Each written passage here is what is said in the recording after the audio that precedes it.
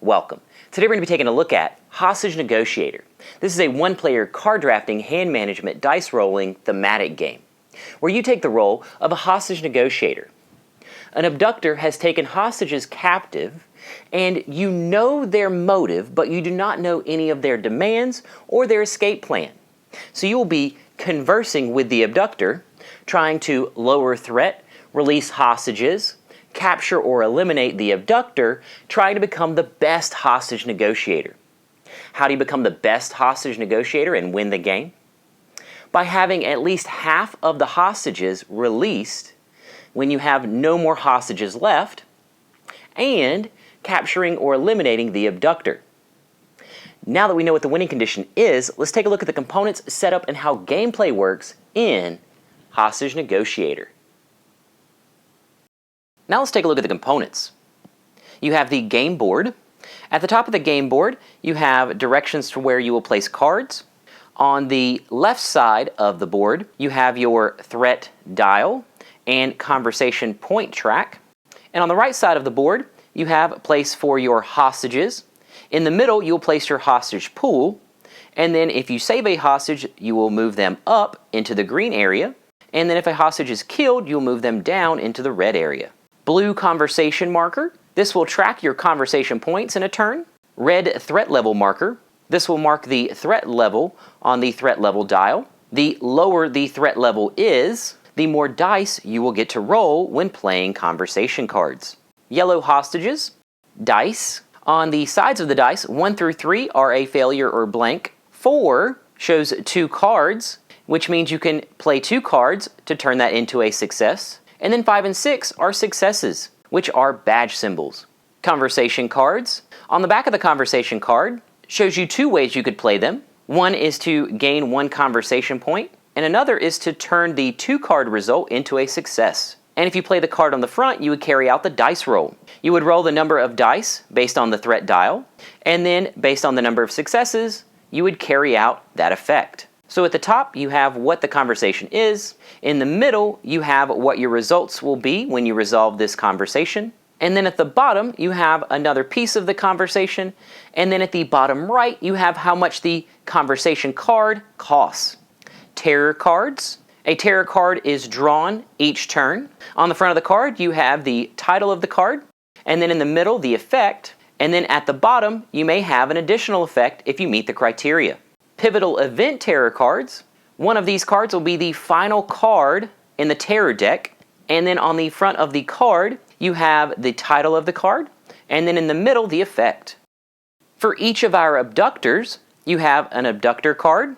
On the front of the card you have starting demands, special rules, and starting levels and hostages. On the back of the card you have their motive. Major demand cards. For each abductor, they have major demand cards that has a picture of them on the back, and then on the front of the card has the title of their demand, and then in the middle, a description of how to concede to their demand, along with the resolution, and then at the bottom is the penalty for conceding to their demand. Then we have a second in command card with a description of the rules on the front. Escape demand cards. On the front of the card, it has the title, the effect and resolution in the middle, and then at the bottom, the penalty for conceding. And then finally, your rulebook. Now let's take a look at the setup. We're going to be setting this up for a one-player game which takes 11 steps. Step 1, place the game board. Place the main board in the center of your play area. Step 2, choose and place the abductor. For the first game, it is recommended to use Arcane. After, you would be able to select one at random. Then place the abductor card on top of the second in command card to the left of the main board. Step 3, shuffle and place demand cards. Find the abductor's demand cards and escape demand cards, shuffle them, and place the indicated number of cards on the abductor card located at the bottom left, and then you will place that number above the board face down.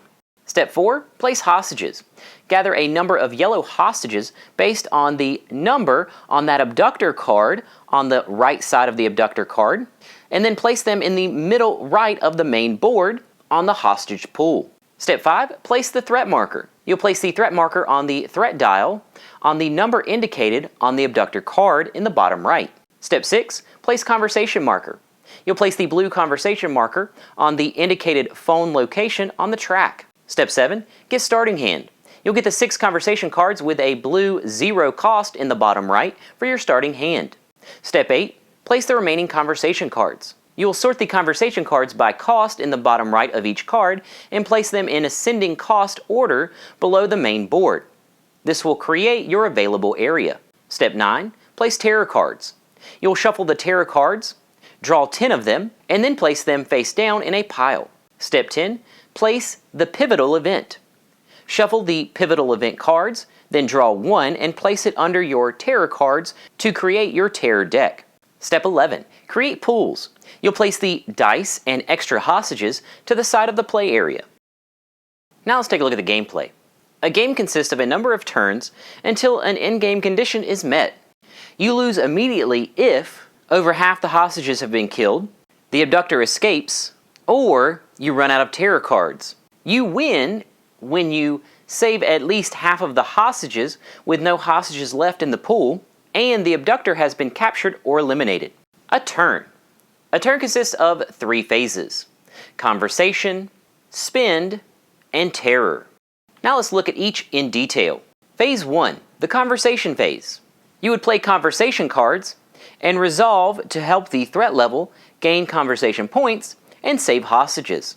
You would play cards face up to the play area to resolve their effect and roll dice. You can play them face down to get 1 conversation point. When you play the card face up, you get the number of dice depicted on the threat dial to roll. So when starting this game, you get 2 dice to roll.